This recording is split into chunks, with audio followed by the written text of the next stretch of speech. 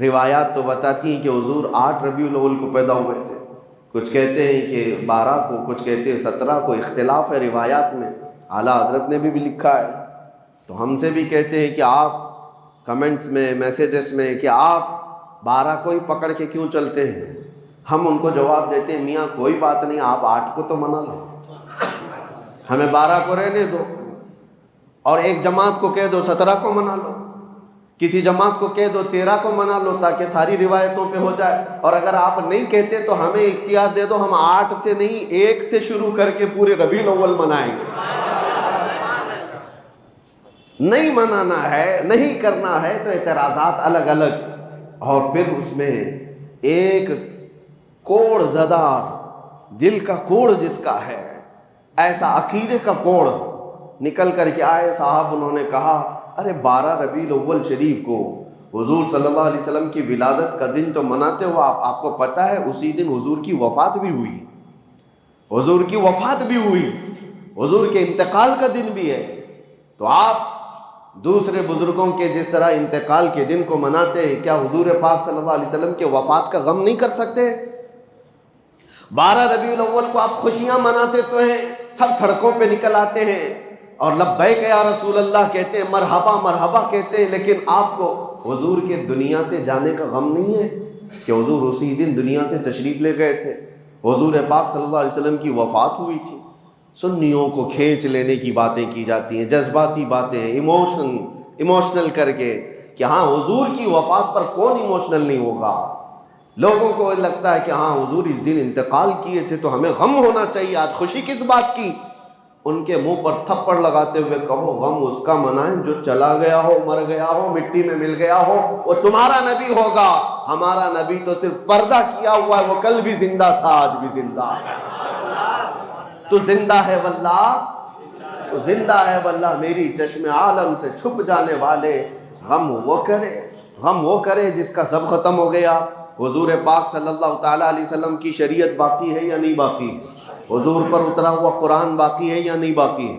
حضور کا قرآن باقی ہے، حضور کی شریعت باقی ہے، حضور کی آل باقی ہے، حضور کی سنتیں باقی ہے، حضور کی حدیثیں باقی ہے، حضور کی باتیں باقی ہے، حضور کی ادائیں باقی ہے، حضور کا ہر عمل باقی ہے۔ کون سی چیز فنا ہو گئی؟ حتیٰ کہ حضور پاک صلی اللہ علیہ وسلم کے انتقال کے بعد، آپ کو پتہ ہے میرا اور آپ کا انتقال ہو جائے، ہماری بیویاں عدت گزارنے کے بعد دوسرے سے نکاح کر سکتی ہیں، ان کے لیے جائز ہے، عدت ہونے کے بعد وہ کسی سے بھی نکاح کر سکتی ہیں، لیکن نبی کی جو زوجات ہیں امہات المؤمنین، ان کو موت تک کسی اور سے نکاح کرنے کی اجازت تھی ہی نہیں۔ حضور کے انتقال کے بعد کئی بیویاں حضور کی زندہ تھیں، حضور کی بیویاں زندہ تھیں، لیکن ان کو نکاح کرنے کی اجازت نہیں تھی۔ وجہ کیا ہے؟ ایک عورت اپنے شوہر کے ہوتے ہوئے دوسرے کے ساتھ نکاح کر ہی نہیں سکتی۔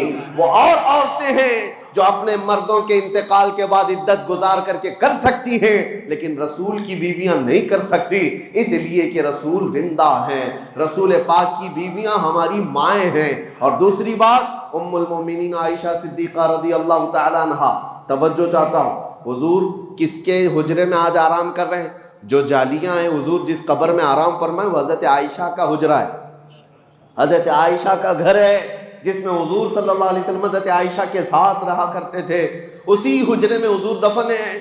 تو جب انتقال ہوا، حضور کا دفن ہوا، حضرت عائشہ قبر پر جاتی تھی اور بیٹھتی تھی گھنٹوں، حجرہ ان کا ہے، گھر ان کا ہے، حضور کے پاس بیٹھتی تھی۔ پھر اس کے بعد 2.5 سال کا عرصہ گزرا کہ حضرت ابوبکر صدیق کا انتقال ہوا، اور حضرت ابوبکر صدیق کون ہیں؟ حضرت عائشہ کے باپ ہیں، والد ہیں، ان کو بھی حضور کے پہلو میں دفن کر دیا گیا۔ پھر بھی حضرت عائشہ کے پاس چابی تھی، حجرہ کھولتی تھی، بیٹھتی تھی، ایک طرف شوہر ہے اور ایک طرف باپ ہیں، دونوں کی قبروں پر بیٹھتی تھیں، زیارت کرتی یا وہ کافی وقت اس حجرے میں گزارتی۔ پھر عرصہ گزرا کہ حضرت عمر ابن خطاب کا انتقال ہوا۔ انتقال سے پہلے حضرت عمر نے وصیت کی تھی، انتقال سے پہلے حضرت عمر نے وصیت کی تھی کہ ام المومنین عائشہ صدیقہ سے اجازت لے لینا، اگر وہ اجازت دیں تو مجھے حجرے میں دفن کرنا، نہیں تو عام قبرستان میں مجھے دفن کر دو، جنت البقیع میں۔ لوگوں نے آ کر کے حضرت عائشہ سے پوچھا عمر کی خواہش ہے اندر دفن ہونے کی، آپ کیا کہتی ہیں؟ حضرت عائشہ کہتی ہوں میں نے اپنے لیے رکھی تھی لیکن عمر کو میں ترجیح دیتی ہوں، عمر ابن خطاب کے لیے وہ جگہ دے دیتی ہوں، چابی دے دیا۔ حضرت عمر ابن خطاب جب دفن ہوئے تو اس حجرے میں اب 3 قبریں ہیں، پتہ ہے نا، حضور صلی اللہ علیہ وسلم، پھر حضرت ابوبکر صدیق، پھر حضرت عمر ابن خطاب، پھر حجرہ بند ہو گیا۔ حضرت عائشہ صدیقہ رضی اللہ تعالیٰ عنہ کے پاس جو چابی تھی وہ آپ نے دے دی امت کے حوالے، اور اس کے بعد قبر کے پاس نہیں جاتی تھی، کبھی نہیں جاتی تھی، کبھی نہیں جاتی۔ اب پوچھو میرے عزیزو، حضرت عائشہ سے پوچھا گیا کہ آپ تو پہلے ہر دن جاتی، قبر کے پاس بیٹھتی، وقت گزارتی، اب کیوں نہیں جاتی؟ حضرت عائشہ کہتی ہیں پہلے تو رسول اللہ تھے میرے شوہر ہیں، میرے باپ ابو بکر تھے میرے باپ ہیں، وہ میرے محرم تھے، جب سے حضرت عمر آ گئے میرے لیے وہ غیر محرم ہے، میں ان سے پردہ کرنے کی وجہ سے نہیں جاتی ہوں، زندگی میں بھی ان سے پردہ کرتی تھی اس لیے نہیں جاتی ہوں۔ اب حضرت عائشہ سے کوئی سوال تو کرے پردہ کس سے ہوتا ہے؟ پردہ زندوں سے ہوتا ہے کہ مردوں سے ہوتا ہے؟ ام المومنین عمر ابن خطاب سے پردہ کر کے بتا رہی ہے کہ عمر ابن خطاب اپنی قبر میں دیکھ رہے ہیں جو آ رہا ہے جو جا رہا ہے۔ جب عمر سے حضرت عائشہ کا عقیدہ یہ ہے تو پھر حضور پاک کی حیات کا عالم کیا ہوگا؟ عزیزان گرامی وقار، یہ باتیں میں آپ کو اس لیے بتا رہا ہوں کہ جو کنفیوز کرنے کی کوشش کرے، معاذ اللہ رب العالمین، کچھ کتابیں بازاروں میں ایسی بھی نکل کے آئی ہیں اردو کی، چھپی نہیں ہیں، آج بھی چھپی ہوئی ہیں، رسول اللہ مر کر مٹی میں مل گئے، معاذ اللہ، نعوذ باللہ من ذالک، یہ باتیں لکھی ہوئی ہیں، اور اس کی آج تک لوگ تعویل کرتے ہیں، ہمارے کہنے کا مطلب یہ تھا، ہمارے کہنے کا مطلب وہ تھا۔ نادان ظالم، کسی کو گالی دے کر کے تو مطلب نکالے گا، کسی کو ماں کو کسی کے باپ کو کہہ کر کے بعد میں پھر مطلب نکالو گے؟ وہ رسول پاک صلی اللہ تعالیٰ علیہ وسلم جہاں کے متعلق صحابہ کو اللہ فرماتا ہے لا ترفعوا اصواتکم فوق صوت النبی، اپنی آوازیں نبی کی آواز پر بلند مت کرنا، ورنہ کیا ہوگا؟ ان تحبط اعمالکم وانتم لا تشعرون، تمہارے اعمال ضائع کر دیا جائیں گے تجھے خبر بھی نہیں ہوگی۔ یہ کس کو اللہ فرما رہا ہے؟ ایرے غیرے کو نہیں، صحابہ کو اللہ فرما رہا ہے۔ صحابہ جو امت کے سب سے اعلیٰ انسان تھے ان کو اللہ فرما رہا ہے نبی کے دربار میں بیٹھو تو آوازیں اونچی نہ کرو ان کے لیے، اور تم کتابوں میں کچھ بھی لکھ مارو اور پھر کہو کہ ہمارا مقصد یہ نہیں تھا، ہمارا مطلب یہ نہیں تھا۔ وہ صحابہ کرام حضور صلی اللہ تعالیٰ علیہ وسلم کی بارگاہ میں کیا کہتے تھے پتہ ہے؟ راعینا یا رسول اللہ، جب انہیں کوئی بات سمجھ میں نہیں آتی تو کہتے تھے راعینا یا رسول اللہ، ہماری رعایت کیجئے اللہ کے رسول۔ یہودیوں کی زبان میں یہ لفظ دوسرا معنی رکھتا تھا، یہودی راعینا کا مطلب یہ سمجھتے تھے ہمارا چرواہا، اور وہ مذاق اڑاتے تھے کہ دیکھو یہ صحابہ رسول کو کہتے ہیں ہمارا چرواہا، معاذ اللہ، یہ مذاق ہو رہا تھا۔ رب تبارک و تعالیٰ نے آیت نازل فرمائی یا ایھا الذین آمنوا لا تقولوا راعینا، اے ایمان والو رسول کے پاس جب بیٹھو تو راعینا مت کہنا۔ پھر اللہ خود ادب بھی سکھاتا ہے، کیا کہنا چاہیے؟ وقولوا انظرنا، کہو نظر کرم فرمائیے، اے رسول نظر کرم فرمائیے۔ اور پھر کہنے کی ضرورت کیا آتی ہے؟ واسمعوا، غور سے تو سنو۔ حضور کی باتیں عام لوگوں کی طرح نہیں ہے، جو کلمہ کہا جائے وہ سنو۔ اب پھر جانتے ہو صحابہ کرام ایسا سنتے تھے، ایسا سنتے تھے حضور کی باتوں کو، اور نقل ایسا کیا ہے حدیثوں میں، ایک حرف بھی اگر ادھر سے ادھر ہوا تو صحابہ کہتے ہیں یہ حدیث ہے ہی نہیں، یہ حدیث ہی نہیں ہے۔ اگر حرف بدل گیا، لفظ بدل گیا تو صحابہ کہتے ہیں یہ حدیث نہیں ہے، لفظ بدلا ہو۔ جو رسول اللہ کی زبان سے نکلا ہوا حرف ہے، صحابہ اس کو سنتے تھے اور اسی طرح محفوظ کرتے تھے۔ عزیزان گرامی اوقات، اس دربار عالی جاہ کا ادب اللہ سکھا رہا ہے، اور یہاں لوگ بڑے بھائی کی طرح، کبھی مر کر مٹی میں ملنے کی طرح، نعوذ باللہ، ان کے علم کو کسی اور سے، جانوروں سے تشبیہ دیں۔ ہمیں بولنے میں بھی دقت ہوتی، ایکسپلین کرنے میں بھی جو ظالموں نے کہا ہے وہ دقت آتی ہے، پریشانی ہوتی ہے کہ کیسے نبی پاک صلی اللہ تعالیٰ علیہ وسلم کی بارگاہ میں یہ کہہ کر پھر اس کی تعویل کی جا رہی ہوں۔ اللہ ایسے برے عقیدوں سے ہماری حفاظت فرمائے۔ اسی لیے اعلیٰ حضرت امام اہل سنت فاضل بریلوی رضی اللہ تعالیٰ عنہ سے پوچھو رسول پاک صلی اللہ تعالیٰ علیہ وسلم کا مقام و مرتبہ، انہوں نے کہیں ایک شبہ والا لفظ بھی ایسا ویسا ہو سکتا ہے، نہیں سکتا ہے، نہیں، بلکہ جب بھی بارگاہ مصطفیٰ میں کہا ہے وہ الفاظ استعمال کیے کہ آج بھی عقلیں دنگ ہیں اور حیران ہیں، اور کہا بارگاہ مصطفیٰ میں تیرے تو وصف عیب تناہی سے ہے بری، یا رسول اللہ تیرے تو وصف عیب تناہی سے ہیں بری، حیران ہوں میرے شاہ میں کیا کیا کہوں تجھے، لیکن رضا نے ختم سخن اس پہ کر دیا، خالق کا بندہ خلق کا آقا کہوں تجھے۔ یہ ہے عاشق رسول کی زبان۔ اور ہو سکتا ہے آپ کہیں میرا باپ اچھا، میری ماں اچھی، میرا استاد اچھا، میرا پیر اچھا، کہتے تو ہوں گے نا، آپ تو یہ کہتے ہوں گے فلاں پیر بہت اچھا، فلاں ولی بہت اچھا، فلاں استاد بہت اچھا۔ اعلیٰ حضرت نے فیصلہ کر کے بتایا سارے اچھوں میں اچھا سمجھیے جسے، سارے اچھوں میں اچھا سمجھیے جسے، ہے اس اچھے سے بھی اچھا ہمارا نبی۔ تم جس کو دنیا میں سب سے اچھا سمجھتے ہو سمجھ کر کے چلو، اور اس کے بعد اعلیٰ حضرت فرماتے ہیں اس اچھے سے بھی اچھا ہمارا نبی۔ اور پھر اگر تم یہ کہتے ہو کہ فلاں آدمی بہت اونچائی پر پہنچا ہے، بہت بلندی پہ پہنچا ہے، اس کا منصب بہت اونچا ہے، اس کا مقام بہت اونچا ہے، اعلیٰ حضرت کہتے ہیں سارے اونچوں میں اونچا سمجھیے جسے، جس کو بھی تم سمجھتے ہو سب سے اونچا ہے یہ آدمی، اعلیٰ حضرت کہتے ہیں ہے اس اونچے سے اونچا ہمارا نبی، ہے اس اونچے سے اونچا ہمارا نبی۔ کیا خبر کتنے تارے کھلے چھپ گئے پر نہ ڈوبے نہ ڈوبا ہمارا نبی، قرنوں بدلی رسولوں کی ہوتی رہی، چاند بدلی کا نکلا ہمارا نبی، بجھ گئی جس کے آگے سبھی مشعلیں، شمع وہ لے کر آیا ہمارا نبی، سب چمک والے اجلوں میں چمکا کیے، اندھے شیشوں میں چمکا ہمارا نبی، جن کے تلووں کا دھون ہے آب حیات، ہے وہ جان مسیحا ہمارا نبی، ہے وہ جان مسیحا ہمارا نبی۔ اب دیکھو مقام و مرتبہ کیسے ہوتا ہے، خلق سے اولیاء، اولیاء سے رسل۔ افضل کون ہے؟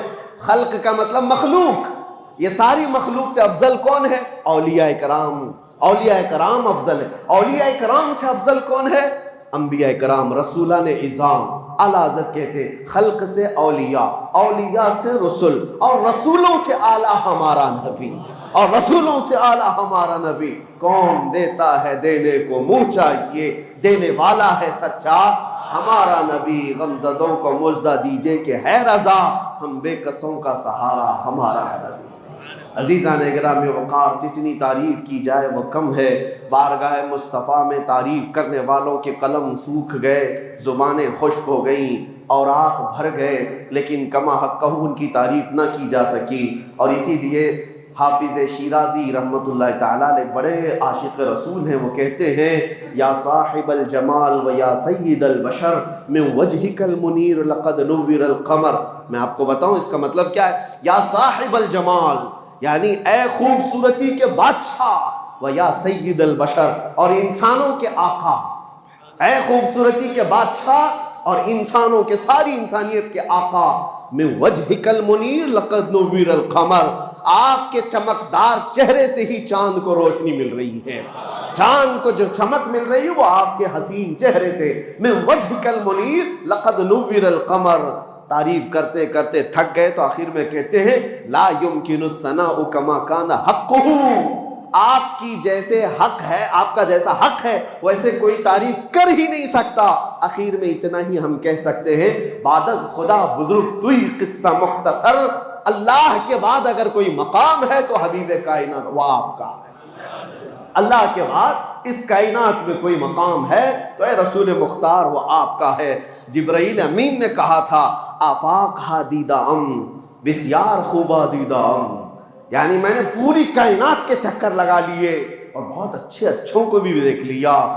کہتے ہیں جبرائیل امین آفاق ہا دیدہ ام بسیار خوبا دیدہ ام، لیکن تو چیزیں دیگری یا رسول اللہ، لیکن اے اللہ کے رسول آپ تو چیز ہی الگ ہیں۔ اور اسی زبان کو حسان بن ثابت نے کہا تھا وَأَحْسَنُ مِنْكَ لَمْ تَرَ قَطُّ عَيْنِي وَأَجْمَلُ مِنْكَ لَمْ تَلِدِ النِّسَاءُ۔ دیکھو حسان بن ثابت کیا کہتے ہیں، یا رسول اللہ آپ سے زیادہ حسین میری آنکھوں نے دیکھا ہی نہیں، آپ سے زیادہ حسین میری آنکھوں نے دیکھا ہی نہیں۔ شاعر کا ایک مزاج ہوتا ہے وہ کسی کی تعریف کرتا ہے، لیکن حسان بن ثابت پہلے والے شعر میں جو کہہ گئے ایک شبہ پیدا ہو رہا تھا، ایک شبہ پیدا ہو رہا تھا، کیا ہے، ہر آدمی کو ہر آدمی دیکھ بھی تو نہیں سکتا۔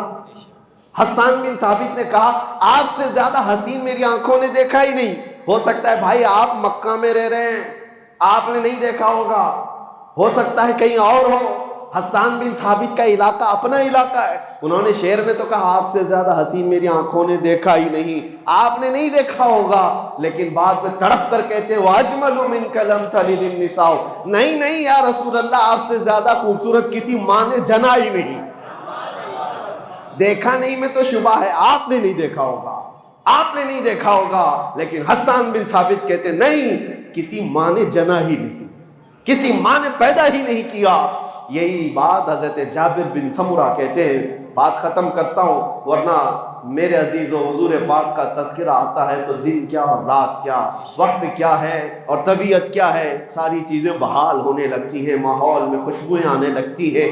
حضرت جابر بن سمرہ کہتے ہیں ایک دن 14ویں رات تھی، 14ویں رات پتہ ہے چاند اپنے شباب کے ساتھ باہر آتا ہے، اور اسی وقت حضرت جابر کہتے ہیں میں مسجد نبوی کے پاس آیا، رسول پاک صلی اللہ علیہ وسلم سرخ دھاری دار جبہ پہنے ہوئے اپنے حجرے سے باہر نکل رہے تھے۔ وہ کہتے ہیں کبھی میں رسول اللہ کو دیکھتا تھا اور کبھی 14ویں کے چاند کو دیکھتا تھا، کبھی ادھر دیکھتا تھا کبھی ادھر دیکھتا تھا، بار بار میں دیکھ رہا تھا، اور پھر کہتے ہیں میں یہ سوچنے لگا یہ زیادہ حسین ہے کہ یہ چہرہ زیادہ حسین ہے۔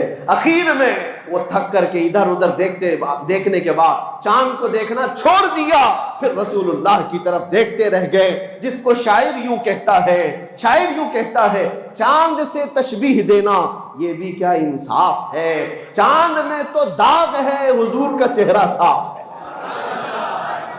یہ ان کا صحابہ اکرام رضوان اللہ تعالیٰ علیہ مجمعین کا مسلک تھا، چاند میں تو داغ ہے حضور کا چہرہ صاف ہے۔ اللہ کریم وہ حسین چہرے جمال جہاں آرا کی ہماری زندگی میں زیارت نصیب فرمائے۔ مولا کریم مرنے سے پہلے اس آمنہ کے لال کے قدموں میں ایک بار ہماری کھلی آنکھوں سے زیارت نصیب فرما، آخری سانس تک اس رسول محترم صلی اللہ علیہ وسلم کے ناموس کی حفاظت کی ہمیں توفیق عطا فرما۔ کائنات پر جتنے بھی سنی عاشق رسول بستے ہیں اے رب العالمین، اس 1500 سالہ جشن عید میلاد النبی کی برکات سب کو عطا فرما دے، عقیدوں کی، اعمال کی، جان و مال کی، عزت و آبرو کی حفاظت عطا فرما۔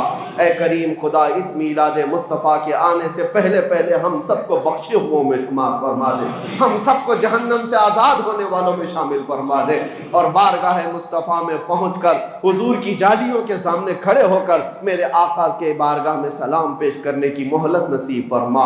وصلی اللہ تعالی علی خیر خلقہ محمد وآلہ وصحبہ اجمعین، وآخر دعوانا الحمد للہ رب العالمین۔